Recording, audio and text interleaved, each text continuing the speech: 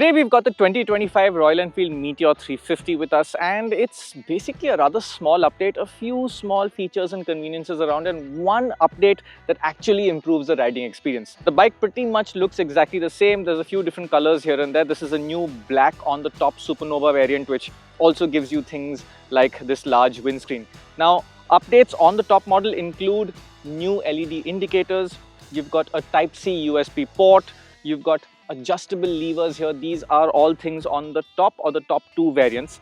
But standard across the range is the fact that you now also get the Tripper Pod navigation display on the side as standard. That allows you to connect your phone via Royal Enfield's app, and it just shows you small navigation directions in terms of colored arrows. It's a nice thing to have if you want navigation, but when you're not using it, it's just a clock. Now, something I've noticed from the day the Tripper Pod debuted in the original Meteor 350 quite a few years ago is that the tripper time and the time on the main display almost never sync up, and even this motorcycle shows two different times.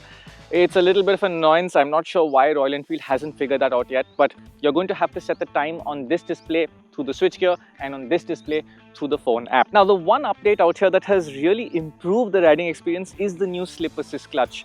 This is something that debuted in the Hunter 350 a few months ago, and it really does improve the riding experience. One of the few complaints we had when this bike was new was that the clutch could be a little heavy, and if you're in traffic and it's very slow moving jam traffic and you're on and off, it starts to get a little painful. This is much lighter, but thankfully Royal Enfield has not lost the clutch feel, and you can get a very good sense of control over the engine just with one or two fingers. It's a real improvement, and I think it has improved the riding experience. Now, when someone hears that a slow revving cruiser motorcycle has a slipper clutch, you'd think, why on earth would you need that? But it actually does help. One, obviously it makes the lever lighter, but it also smooths out gear shifts. So when you're in traffic, you just drop a gear shift, it smooths out the entire experience. There's nothing wrong with that. Apart from that, the motorcycle is pretty much the same as it was in 2021. You have the same J series engine, wonderful thing, smooth but also thumpy, also a bit of feeling through the handlebar and the foot pegs. It's a very characterful engine, one of the nicest modern day engines to come out of India to date. Power and torque are the same, about 20 horsepower, 27 Nm. It's a 5-speed gearbox. The weight is the same, 191 kilos, and so is the seat height. This is just 765 mm. And to show you what that's like, we're going to have Ashley come in here. Now, he has been the photographer at Autocar for 24 years, but he's now taken on a much more important role, our in-house seat height tester. Now, Ashley is usually on his tiptoes. He says, yeah, I'm fine, I'm okay. But today, he's completely flat-footed and very comfortable. And that's one of the reasons that makes the Meteor a nice bike to get along with, despite the fact that it weighs 191 kilos.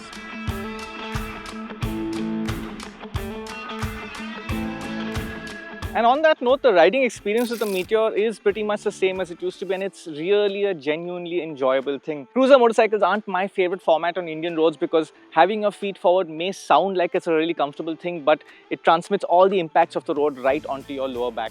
As far as cruisers go, this is surprisingly comfortable and usable. Not as comfortable as a Bullet or a Classic that seat you more upright, but is genuinely usable and quite enjoyable on our roads. It's also a fairly nimble handling motorcycle, but also stable when you're cornering. If you ride it very aggressively, yes, you'll be scraping the foot pegs, but there's quite a lot of leeway for you to have fun, have quick commutes, and enjoy the bike.